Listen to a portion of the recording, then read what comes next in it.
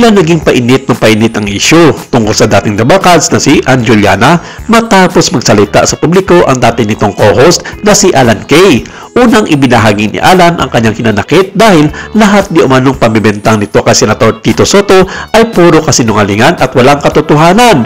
Ibinuking ni Alan na may mataas na hinangad si Anjo na tumakbo bilang senador sa darating na senatorial elections 2028 kaya ganito na lang daw kadesperado ang tao para sa kanyang mga ninanais sa kanyang buhay.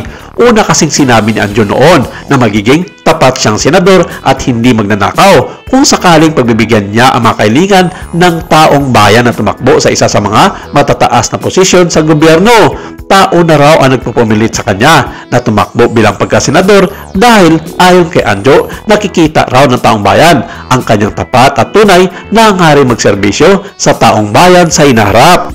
Sabi niya, kapag nanalo akong senador, mababawasan ng isang magnanakaw, madadagdagan ngayon ng isang hanes na senador kung sakaling manalo ako.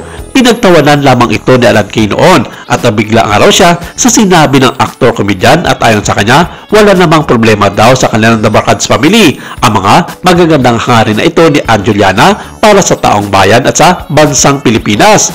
Pero kalaunan, nabigla na lamang silang lahat na magsalita si Ann Juliana sa publiko kontra kay Tito Sen at sa mga nagaganap raw ng mga sindikato sa loob ng Dabarkads family. Saad ni Alan, lahat naman ganyan sinasabi. May mga tao talaga pag pera pinag-uusapan, nagbabago ang pag-iisip. Huwag ka na dumagdag sa sakit ng ulo ng mga Pilipino. Ayon pa kay Alan, dahil na rin daw sa paninira ni Anjo sa taong kumukpop din sa kanya ng ilang dekada sa Itbulaga na si Tito Sen, sinabi nito na nagtangka umanong manghiram ng pera sa kanya si Anjo sa mga panahong nasa Itbulaga pa ito. Pero nagulat siya dahil hindi naman raw dapat mangutang ang aktor-komedyan sa kanya na malaking ganong kalaga dahil sobra at sapat naman daw ang natatanggap nilang sahod at suporta sa kanilang management.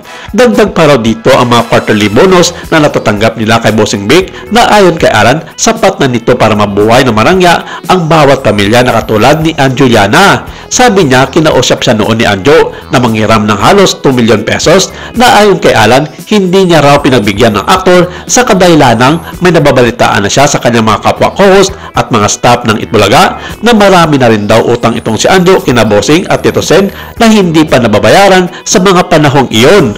Pagkatapos niyon, ilang buwan din daw na hindi siya binabati ni Anjo sa tuwing nagsasalubong ang kanilang landas at trabaho sa set ng Itbulaga. At kalaunan, nagbanta pa raw ito na sisiraan daw siya nito sa mga fans ng Itbulaga dahil sa pamamahiya at disappointment na umutang sa kanya ng ganong kalaking pera. Alam din daw ito ni na Paulo Ballesteros at Ruby Rodriguez ang mga ginawa ni Anjo kay Alan Kay at sinabihan lamang nito na wag na raw patulan pa si Anjo dahil patuloy naman ito nakakatanggap ng kanyang sahod sa management ng Itbulaga sa mga panahong iyon.